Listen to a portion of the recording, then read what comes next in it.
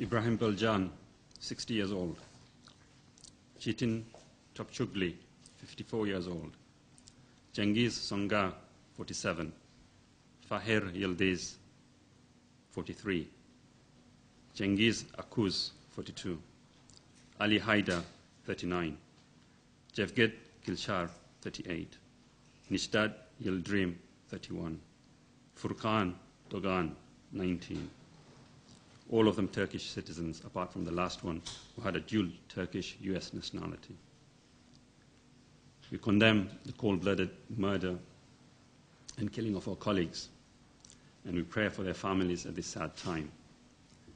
These deaths were avoidable, and I lay the blame squarely with the State of Israel. We started sail on Monday, 28th of May, from Antalya towards Gaza, carrying with us humanitarian aid for the people of Gaza. On Sunday, 30th of May, at approximately 10:30 p.m., we had 6 ships in total, 3 cargo ships and 3 passenger ships. The biggest was the MV Marmara with approximately 600 passengers, and it was leading the flotilla. At that time, we spotted approximately 3, which were visually visible with their lights, Israeli military warships. Later on, a 4th one was visible. We, at that stage, requested all the passengers to put on their life jackets. We had several gas masks, which we asked people to carry just in case there was an event, and it was important for us to have it. We requested the media team that was with us to start relaying to the world community for assistance. Nothing happened until approximately 4:10 in the morning.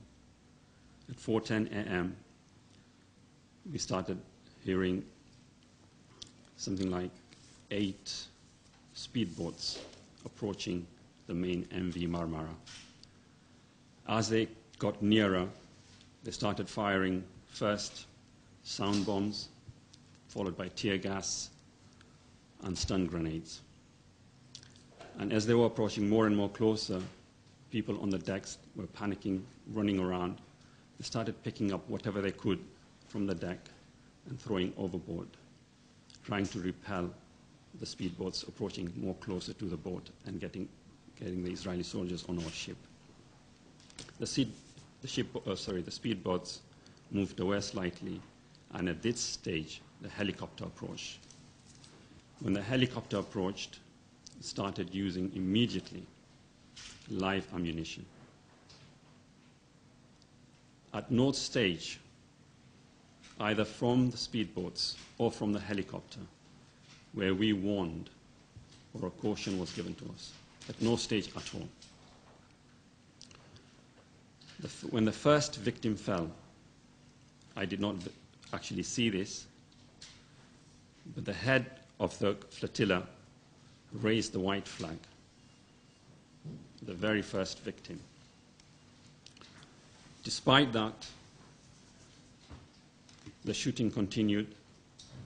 Soldiers started descending, and I was informed later on that the first 2 soldiers that descended were disarmed by the crew of the MV Marmara.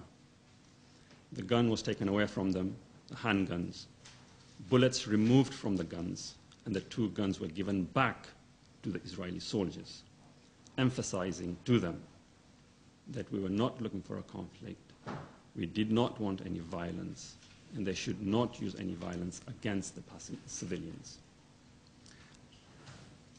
Further, either it was the same helicopter or more helicopters, it's very difficult for me to say at this stage, approached, and more soldiers started descending. But the main casualties, I believe, because I was moving around between the top deck, the middle deck, and the lower deck, trying to muster volunteers to carry the wounded, trying to get journalists to do whatever they could and try and organize people to stay on strategic positions and get the old people to sit down, as many as possible.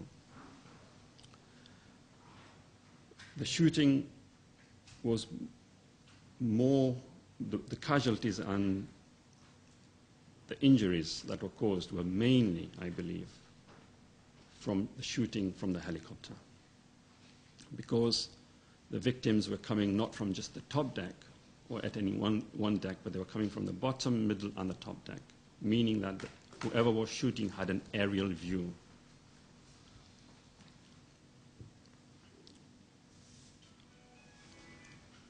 The first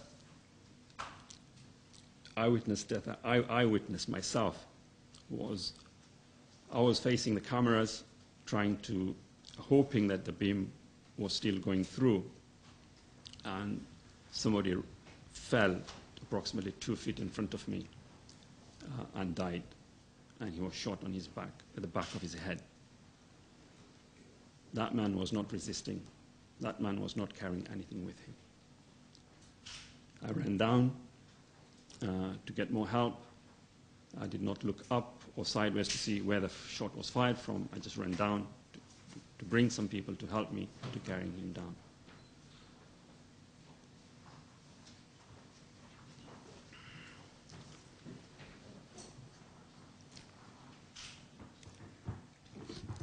At this stage, although the white flag was waved, as I was informed later on, I felt it was necessary for me to go down and use the tannoy because I didn't hear anybody using it. So I went down myself, and because it was chaotic at the bottom, I picked up the tannoy, and I understand now, I've just been informed that you might have heard my voice in the media because it was picked up to surrender. And I spoke in English very calmly to say that we are only civilians, we surrender, requested my passengers, my colleagues to sit down in their chairs, put their hands on their legs or the tables, and not to make any move. I carried on as long as I could, and I remembered that we had a Hebrew-speaking person. We invited her on to join me so that she could speak in Hebrew as well. Despite our repeated calls, the firing continued. But as the firing was going on, we were trying to get more and more people on the middle deck so that we could be all in one place sitting down and the casualties could be stopped. I requested a member of Knesset who was with us, Hanan Zuebi, to write in Hebrew to say that we had severely injured people with us who needed immediate help, and to put a placard against a window. By now, the Israeli soldiers had surrounded the whole of the boat on the second deck, and no one from that deck could go out. And they all had their guns pointing towards us. Despite having a white flag, being a member of the Knesset, written in Hebrew, the Israeli soldiers pointed a gun and on the light, the red beam light, on her head. So I told her to move back, and she moved back. And that request costed the life of another individual who was lying on the floor, bleeding, and he was shot on his left upper chest.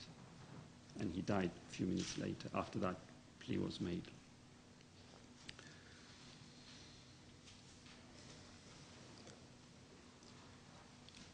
As time went by, approximately, I would say, from the first shooting towards the end, must have been approximately an hour.